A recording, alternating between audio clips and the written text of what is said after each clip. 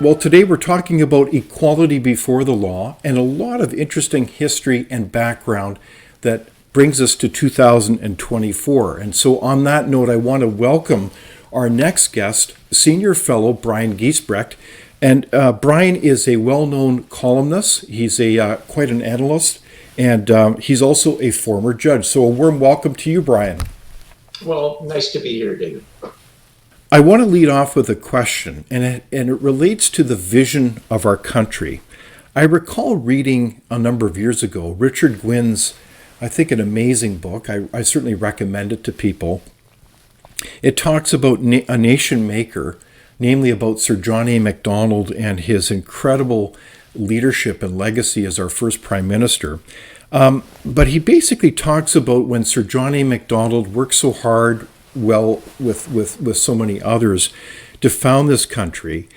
Richard Gwynn says that part of the vision for our country, an essential first principle, was that we would be creating a new nationality that would be political rather than ethnic, and it would be composed of values, attitudes, rather than race. Would you agree that that's the essential first principle of the founding of our country? Yeah, I think he has it exactly right. And that's exactly what John A. Macdonald and our founders wanted. They saw what was happening in Europe. They looked to the South, and after all, the Civil War, with all of its carnage, had just recently ended. And that's not what they wanted. They wanted a country of equals. Reserves were created, the Indian Act was created, and the treaties were even signed with the idea that Indians would assimilate or integrate into the Canadian whole. Mm-hmm. And for various historical reasons, that didn't happen. We still have Indian reserves. We still have the truly racist Indian Act with us. Mm-hmm. And yes, Richard Gwynn had it exactly right, and that's the Canada I believe that most Canadians want.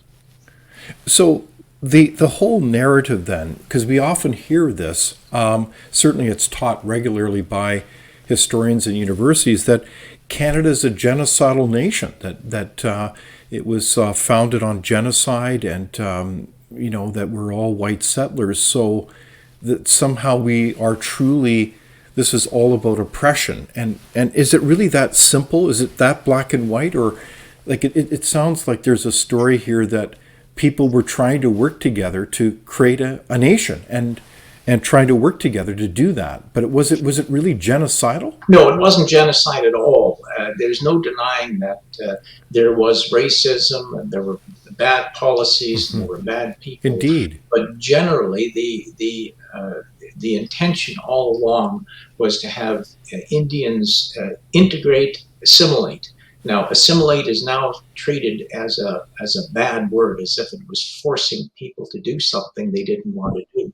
But let me just give you an example, David. I recently wrote an article about Wab Kinew, and just use him as an example of an assimilated Canadian.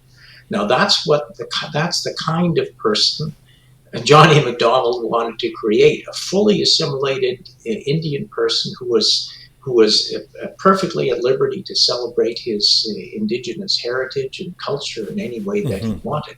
So it's obviously true that Canada is a country that can work for Indigenous people. Wab Kinew is just one mm-hmm. example of many less famous people who have entered the mainstream. So we should be, celebrating the fact that we have so many great fellow Canadians, Wab Kinew included, who are thriving and succeeding and making a difference in our nation. So, Brian, just to pick up then the threads of history here, then there was an effort then by our government to establish a set of practices that would actually enable First Nations people, Aboriginals, to succeed. And so can you help us understand this complex set of agreements and entitlements? We had the reserve system, of course. What are the kind of, can you help us understand the examples of how we work with Aboriginal peoples to help support them?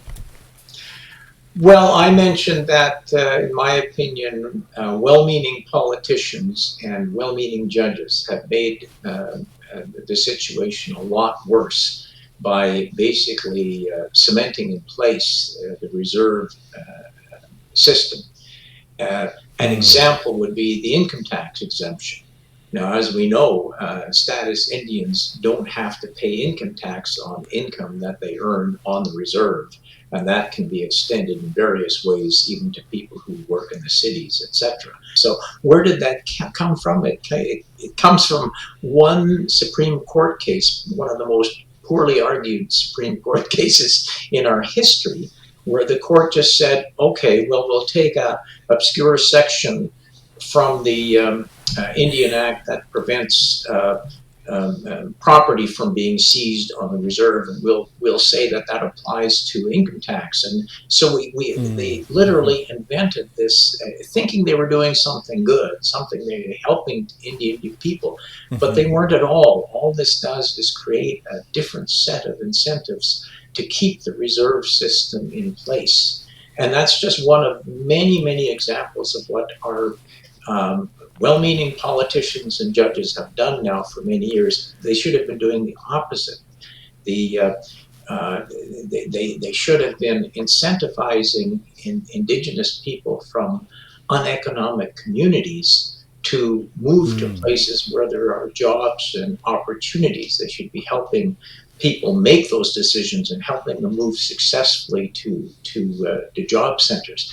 But that's not what has happened. Instead, we have the worst of both worlds. We have these uneconomic reserves, and at the same time, we have the Indigenous people who do leave those people, move to cities, and they're Mhm. just not prepared. The reserve life has just not prepared them to succeed. The situation is complex and it continues to evolve. Where some decades ago, there's been a whole new set of changes made to different agreements in the form of also land claims. And the whole idea is that those land claims, those have they generally made a positive difference then in the future and how we work together to build a prosperous future for First Nations peoples? Well, in my opinion, generally no. The litigation business, the sort of alliance between the chiefs and the legal profession, in my opinion, has not helped Indian people integrate into Canadian society at all. It's done the exact Hmm. opposite. You have some people being enormously enriched, but the large underclass of Indigenous people remain marginalized. The whole thrust of our policy should be to try to uh, move that underclass up the ladder, up the socioeconomic ladder. And that has not happened. What we're getting is huge amounts of money are going back and forth. But that large Indigenous underclass is remaining stagnant. So, in my opinion, Wow.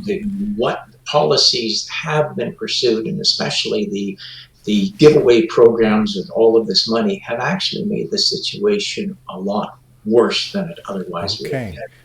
been. So this is fascinating. This is you're really challenging us to look at this and say, if I'm hearing you correctly, these types of agreements where you have significant resources and money being decided upon, who are they really serving? Are they serving kind of an elite, or are they serving the people that are involved in this? Is that what you're getting at, Brian? Yes, it is. I can see what Canada is becoming, and you live in BC, and you're paying attention to this Haida agreement. So what we are becoming is in some ways like, say, uh, Saudi Arabia, where you might have a number of exceedingly rich princes Mm-hmm. and surrounded by a lot of underclass, very, very poor people. And I'm afraid that's what we're starting to look like, where some people are benefiting enormously from this this money transfer. And as Canada is morphs into this nation that is supposedly includes hundreds of these little tiny nations, and you will That's have fascinating. some people who are very wealthy, and you will even have different laws on the reserve. The Supreme Court has recently said that the Charter of Rights doesn't even apply in certain cases on reserves. So you're going to get, yes, and nations, these sort of semi independent nations, like I use the Hyde Agreement as an example. And this is not the Canada that we were supposed to have. And I think Canadians are starting to wake up to the fact that something's wrong here. Our Supreme Court and our current government is pushing us in a direction we shouldn't be going to, because it's going to be a very different Canada if all of these efforts to reinstall tribalism, and that's really what it is, if they are successful. Okay, so just to recap here a little bit, we have a founding of a nation. We referenced Sir John A. Macdonald, where we have a nationality based on common set of values and attitudes and a common set of rights and freedoms. But it sounds like there's been a kind of almost an unintentional evolution now of a kind of a separation going on. And, it's interesting.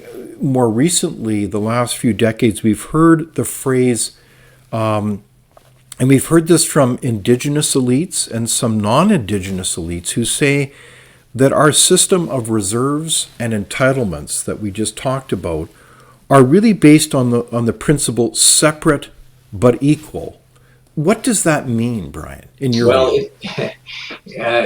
Unfortunately, it means separate. Never mind the equal part. It means separate. And let me just talk about that history, because you referred to it. We had a country that believed in integration of the Indians, and we had a very firmly believed that Indians should take their place as ordinary Canadians. Now, there were complaints, very legitimate complaints from the chiefs early on, that racism and other factors were preventing them from achieving their potential. As a matter of fact, they petitioned Prime Minister Pierre Trudeau and said, we are living in ghettos here. These reserves are ghettos, and we want out. And what Trudeau and his Indian Affairs Minister, Jean Chrétien, did, their response was a white paper which would have eliminated over time the Indian Act. It would have eliminated the reserve system. But then the chiefs decided, no, they didn't want to lose the perks that they had, and one of those being, for instance, the income tax exemption. So they organized themselves, and it's now seen as a heroic effort. It wasn't a heroic effort. It was a wasted opportunity.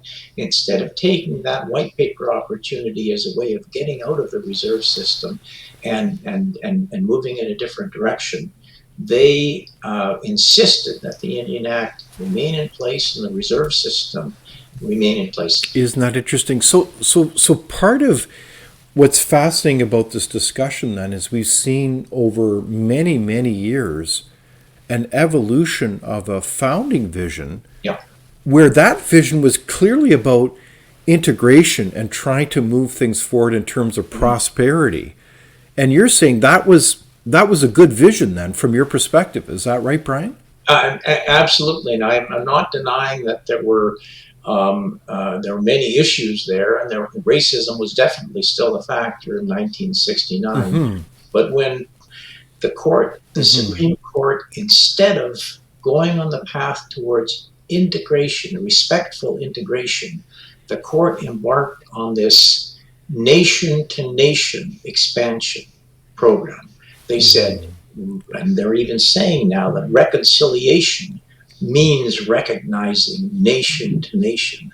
So I know I'm saying something that will offend some people, and I apologize. But I think that the Supreme Court set us on the wrong path, and it's led to Okay. this awful period that BC is now going to be going through, probably for many years. Okay.